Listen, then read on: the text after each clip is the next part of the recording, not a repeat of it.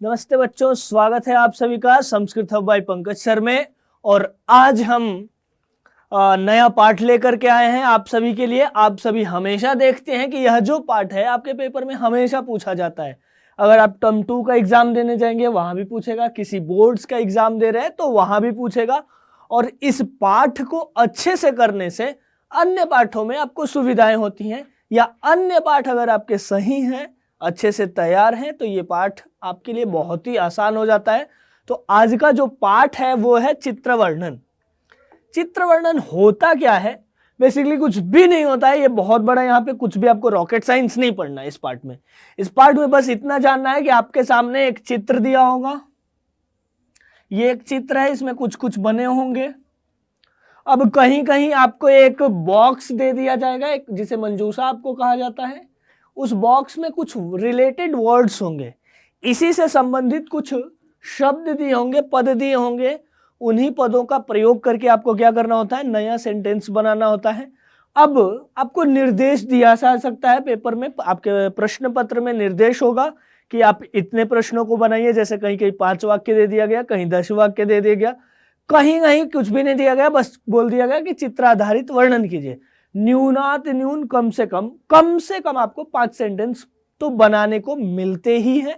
तो बेसिकली यही है चित्र वर्णन, कि आपके सामने एक चित्र है, उस चित्र के साथ आपको एक मंजूषा बॉक्स दिया जाएगा। उस बॉक्स में इस चित्र से संबंधित कुछ पद दिए गए होते हैं। उन्हीं पदों का प्रयोग करते हुए आपको क्या करना होता है? निर्देशानुसार जितने वाक्य बनाने होते हैं उनको बना देते हैं, और वही अब क्या कहलाता है? आपका चित्र वर्णन। तो देखिए, अब चित्र वर्णन करते समय कितनी चीजों को ध्यान में रखना होगा। किसी भी पाठ को पढ़ने के लिए आपको सबसे जरूरी क्या है? आपका सबसे जरूरी पाठ हो जाएगा विभक्ति। क्यों? चित्र वर्णन में आपको यूज में क्या लाना है? आपको पूरा और पूरा यूज में लाना है सेंटेंस, वाक्य। और वाक्य हमें पता है कि वाक्य सबसे ज्यादा इंपॉर्टेंस अगर वाक्य बनाने में कुछ है तो वाक्य बनाने में कारक वाला जो पाठ होता है वो बहुत ही इंपॉर्टेंट है। इसलिए आपको फिर से एक बार मैं कह रहा हूं कि आप जाइए, प्लेलिस्ट में जाइए और एक बार कारक वाले पाठ को जरूर देखिए। क्यों? क्योंकि कारक अगर आपका क्लियर नहीं है तो अन्य सभी पाठों में आपको समस्या हो सकती है।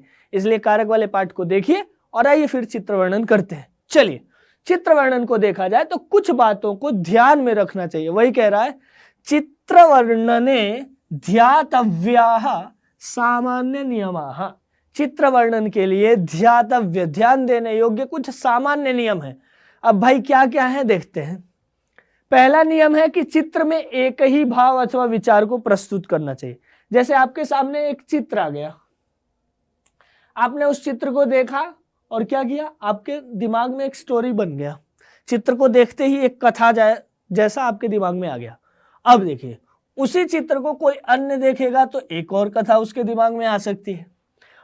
कहीं कहीं आपके ही दिमाग में 2 चीजें वहां दिखाई दे रही कि ये भी हो सकता है, ये भी हो सकता है। तो आपको ये ध्यान रखना है कि 2 कथाओं के आधार पर उस चित्र का वर्णन आप नहीं करेंगे। आपका जो भी होगा, आपका भाव या विचार जो उस चित्र के प्रति आएगा वो अनेक प्रकार के आ सकते हैं, लेकिन आप फॉलो किसको करेंगे? सिर्फ और सिर्फ किसी एक को, और उसी आधार पर आप अपने वाक्य बनाएंगे। चलिए आगे क्या कह रहे हैं? विषय का प्रारंभ शीघ्र ही करना चाहिए। आप जो भी बताना चाहते हैं ना कि इस चित्र में ये है, इस चित्र, ऐसे नहीं कि अब कह दे कि एतदेकम चित्रमस्ति। आपने क्या कह दिया? एक सेंटेंस तो बना दिया और बोला क्या? यह एक चित्र है। अरे भाई, पेपर सेटर को भी पता है, पेपर जो बना रहा है उसको भी पता है कि यह एक चित्र है। जो आपका कॉपी चेक करेगा उसको भी पता है एक चित्र है। और सामान्य निर्देश में भी दिया जा रहा है कि इस चित्र का वर्णन कीजिए, तो सबको पता है कि चित्र ही है। तो आप नया एक लाइन लिख दें क्या? कि एतदेकम चित्रमस्ति, यह एक चित्र है। तो वो क्या हुआ? आप तो बस उल्लू बना रहे हैं। तो ये काम नहीं होना चाहिए। आपको शीघ्र और शीघ्र आप अपने विषय पे एंटर कर जाइए। जो भी आपको बताना है, हाँ ये किससे संबंधित चित्र है, यही आप अपनी पहली लाइन में बता दीजिए। जैसे ये एक चित्र है और मान लीजिए ये भारत के मानचित्र का चित्र है, तो आप कह सकते हैं कि एतत् चित्रम भारतस्य मानचित्रस्य अस्ति। क्या किया आपने, सीधा विषय में प्रवेश कर गए। या एक मान लीजिए आप देख रहे हैं और आपको लग रहा है कि ये किसी रूम का चित्र है, प्रकोष्ठ का है, तो आप बोल दीजिए एतत् प्रकोष्ठस्य चित्रम अस्ति। आपको क्लियर हो गया, आप अपने विषय में प्रवेश कर गए, सीधा कर गए। अब ये नहीं बोलना था क्या कि यह एक चित्र है, दूसरी लाइन यह एक प्रकोष्ठ का चित्र है। अब कह दे कि प्रकोष्ठ घर में होता है, प्रकोष्ठ मीन्स कमरा, रूम। तो इसे क्या हुआ, आपके 5 सेंटेंस लिखने से 3 तो आपने ऐसे ही सेंटेंस लिख दिए। तो भाई आपके मंजूसा वाले वर्ड्स का आप यूज कहाँ पे करोगे? इन सब चीजों को आपको ध्यान रखना चाहिए। चलिए आगे देखते हैं। अगली क्या पंक्ति है, रोचकता गुण इसकी विशेषता होनी चाहिए। भाई आप जो भी सेंटेंस लिखे ना, एटलीस्ट थोड़ा सा एंटरटेनमेंट वाला हो, रोचक हो, लोगों को इंटरेस्ट पैदा करे कि भाई देखते 5 सेंटेंस लिखा है तो इस 5 में इसने क्या बताया है।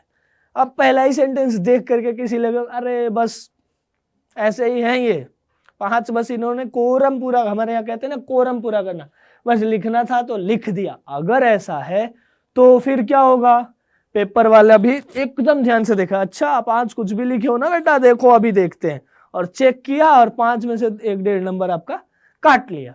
इसलिए आप क्या ध्यान रखेंगे कि आपका जो भी लिखेंगे वो क्या होना चाहिए, सेंटेंस आपका इंटरेस्टिंग होना चाहिए, मतलब अगला आकर्षित हो।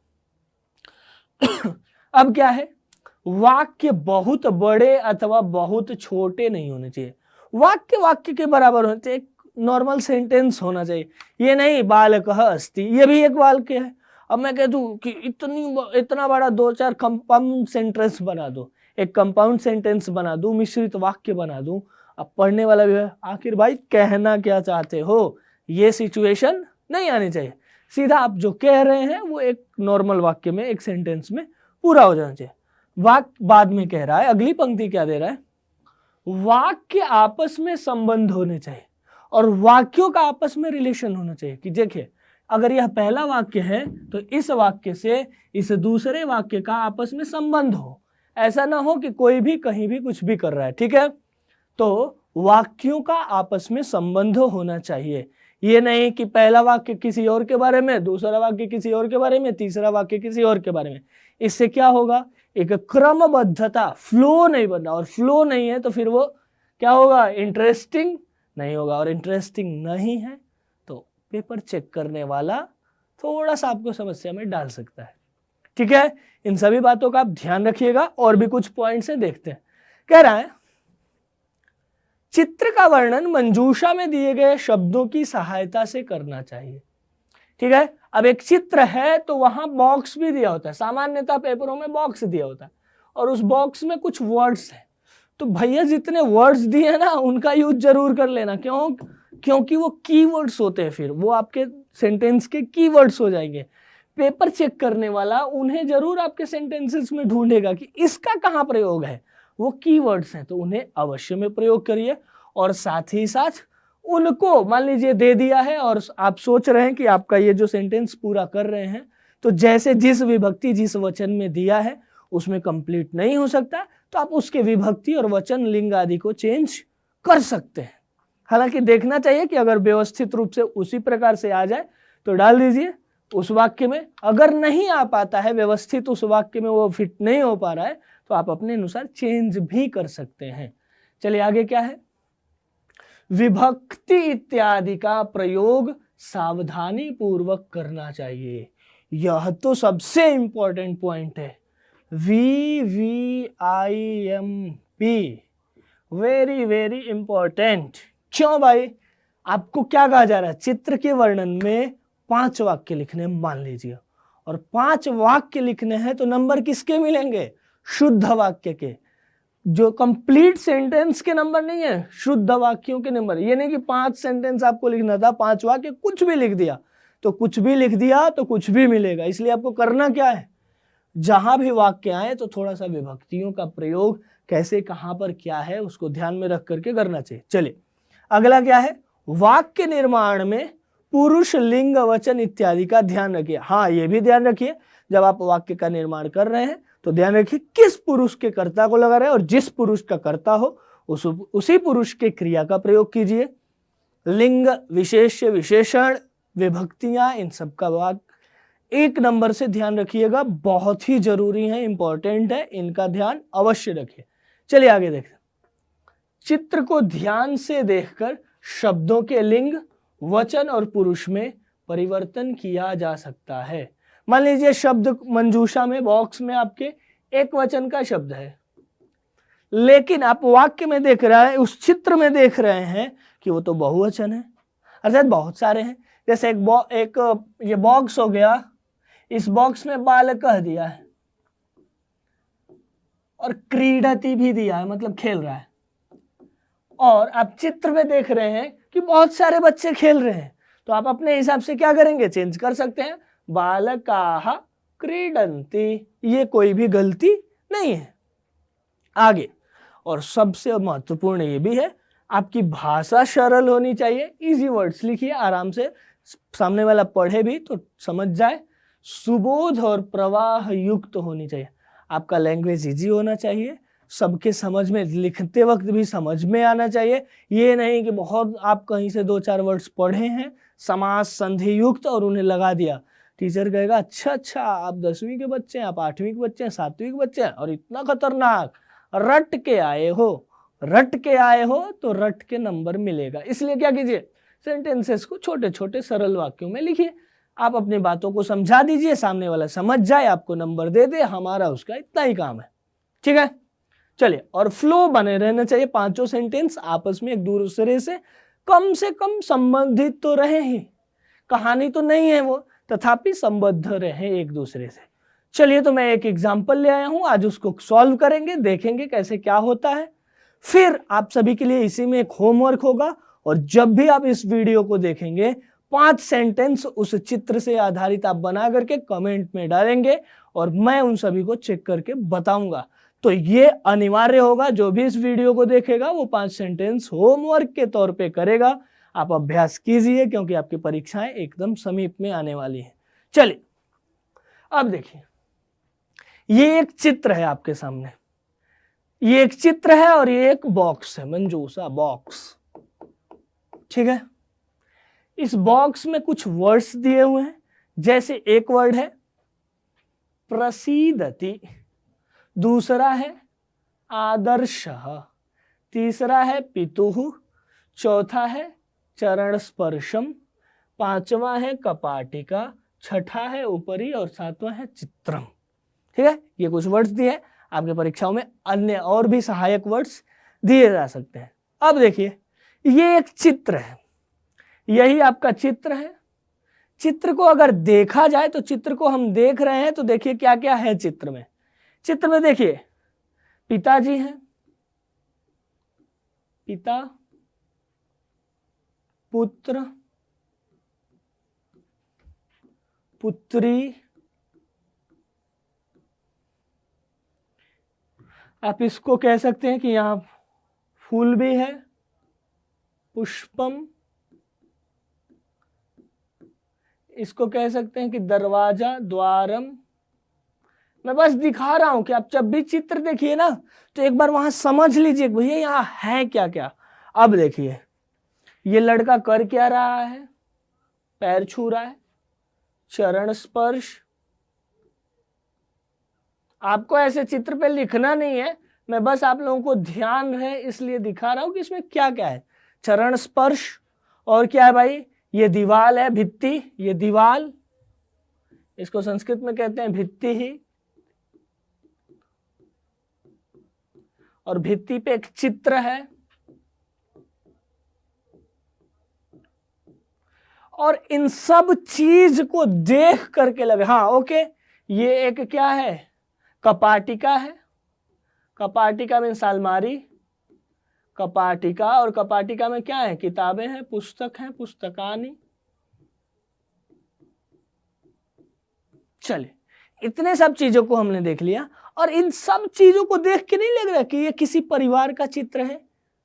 अच्छा, और वो परिवार कैसा होगा, एकदम संस्कारी परिवार होगा, आदर्श परिवार होगा, देख के ही लग रहा है। तो हम इसको कह सकते हैं, अगर पहली पंक्ति बनानी हो, पहला सेंटेंस बनाना हो, तो हम क्या कह सकते हैं, एतत् चित्रम एकस्य आदर्श परिवारस्य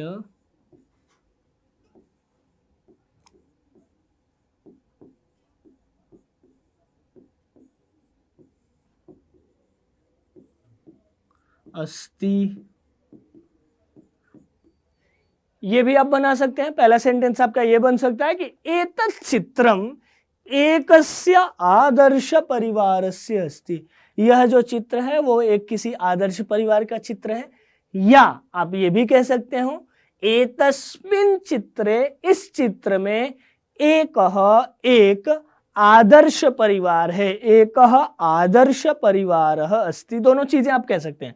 मैंने ऐसे लिख दिया है, आप ये भी लिख सकते हैं एतस्मिन् चित्रे, इस चित्र में क्या है, एक आदर्श परिवार अस्ति। ये भी कहिए, या ये भी कह सकते हैं कि यह एक चित्र आदर्श परिवार का है। चलिए, अब आदर्श परिवार में बच्चा क्या कर रहा है, पुत्रः पितुः। पुत्र क्या कर रहा है, पिता का चरण स्पर्श कर रहा है। तो आप कह सकते हैं पुत्रः पितुः चरणस्पर्शम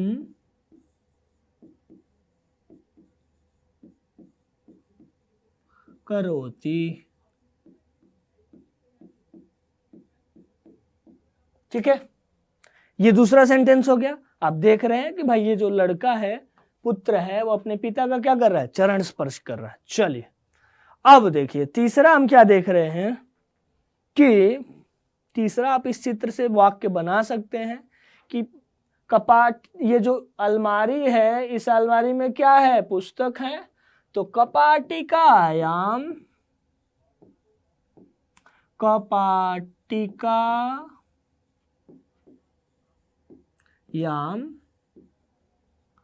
पुस्तकानि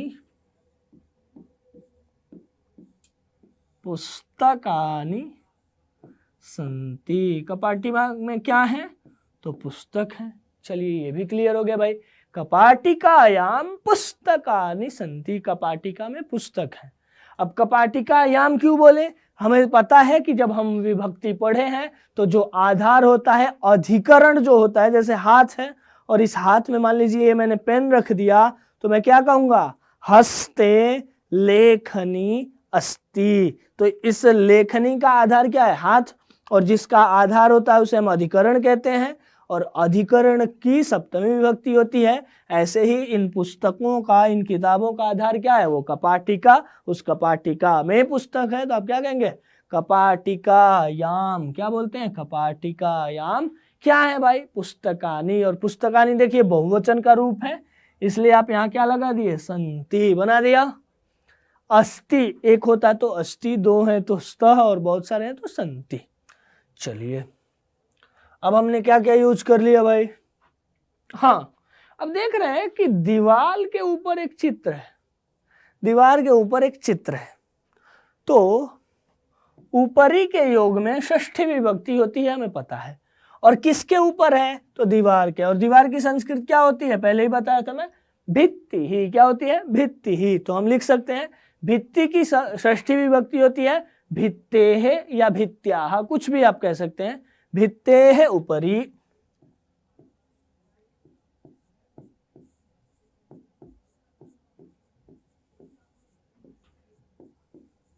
भित्तेः उपरि चित्रम अस्ति।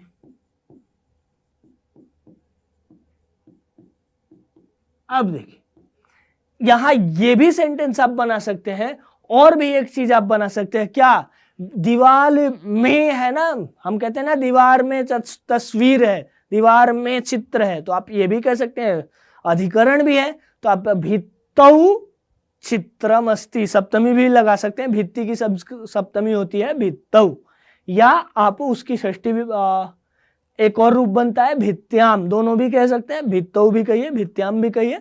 भित्तौ चित्रम अस्ति या भित्त्याम चित्रम अस्ति। अब देखिए, इतना सब कुछ देख करके किसका मन खुश नहीं होगा।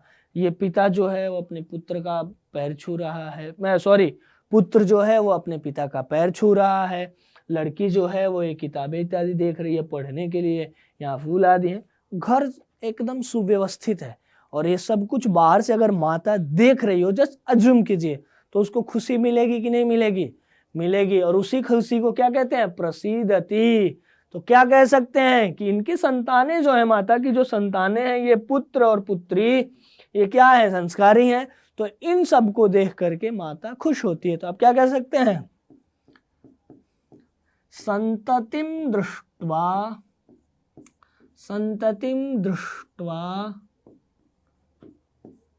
माता प्रसीदति। ये भी सेंटेंस बन सकता है भाई। आप क्या किया? और मनोरंजक बना दिए इसको। यही कहते हैं इंटरेस्टिंग होना चाहिए। अब आपने एक एज्यूम कर लिया, भाई अगर पुत्री है, पुत्र है, पिता है, और इतना सुव्यवस्थित घर है, और सब अपने देख रहे हैं कि ये सब संस्कार युक्त काम कर रहे हैं, तो इसको देख करके माता मन में खुश होती है कि मेरा बेटा, मेरी बेटी अच्छी परवरिश में जा रहे हैं, अच्छा काम कर रहे हैं। तो क्या होगा? माता प्रसीदति। ऐसे आप इस चित्र के आधार पे अन्य चित्र भी, जैसे यहाँ न्यूज़पेपर है, तो आप कह सकते हैं कि चित्र में अब न्यूज़पेपर कहाँ होता है? एक टेबल के ऊपर, तो उत्पीठिकायाम कह सकते हैं समाचार पत्रमस्ति। आप कह सकते हो कि चित्रे एकम पुष्पमस्ति। तो इन सब को भी बना सकते हैं। तो आप विभक्ति इत्यादि का अवश्य ध्यान रखा कीजिए, ठीक है? विभक्ति का प्रयोग, लकार का प्रयोग, पुरुष का प्रयोग, वचन का प्रयोग, यही सब है सेंटेंस। और इन सब पे मैंने वीडियोस बना रखे हैं, तो आप इनको जरूर देखिए। चलिए, अब आज आपके लिए जो होमवर्क देने वाला हूं मैं, या आप इस वीडियो को देखेंगे, इस क्लास को देखेंगे, उसके बाद आप जरूर करेंगे। मुझे विश्वास है कि आप लोग करके भेजेंगे, कमेंट में जरूर भेजेंगे। आप करना क्या? बस 5 सेंटेंस लिखना है, 5 वाक्य, पंचवाक्यानि लिखत।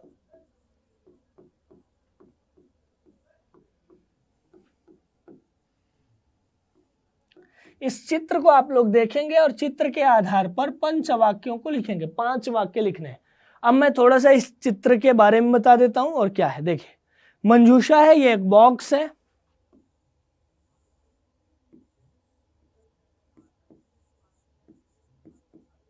और इस बॉक्स में कुछ वर्ड्स दिए हुए हैं। क्या क्या वर्ड्स दिए? रक्षणीयम, अन्य, क्षिपत, सह, अवशिष्टः, माता, कारयानम।